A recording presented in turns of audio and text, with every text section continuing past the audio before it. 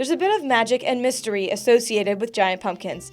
It really makes you wonder, how did they get to be so big? Marlon Lawson, a gardener from Brewston Mills, decided to give it a go this year and ended up with a pumpkin weighing more than 200 pounds. We've grown small pumpkins before, but my son, he went to Connecticut and got the seeds for her. He wanted me to try to plant them, so I planted, he got me 5 seeds. I planted all 5 of them. They come up, and we got 3 pretty good sized pumpkins out of them. But we're gonna go for a 600-pound next year. He says that growing a big pumpkin mostly has to do with the seeds, but there's more to it than just that. Getting the ground right and the fertilizer and stuff like that, which I had no idea what I was doing when I done it. And so this was my, like say, experimental year, but I've been doing a lot of reading, a lot of research, and we're gonna, I just put mine out there, didn't even really do what I was supposed to do, and we got one like that, so I think if I pay attention and do what I'm supposed to do, we should get a pretty good size by next year.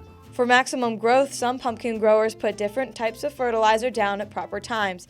For example, when the pumpkin plant has 6 leaves, you have to use a liquid nitrogen heavy fertilizer. But when the first flowers appear, you should use a phosphorus heavy fertilizer. One of my other friends said he used Miracle Grow. He used Miracle Grow on them. I've never did that on mine. I just used fertilizer. But yeah, we're gonna try some different things we're gonna have several of them next year. I've already got 10 seeds from Connecticut ready to go. Pumpkins grow in warm temperatures. Typically, people will plant pumpkins in May and pick them in October or September, just in time for the Buckwheat Festival. Marlon entered his pumpkin in competition under his granddaughter's name, Peyton. They won a blue ribbon. She'd call me every once in a while and ask me, she'd say, "Pappy, is my pumpkin growing?" And I said, "Well, you have to come over and see." But it surprised me. I mean, it really grows big and, fast.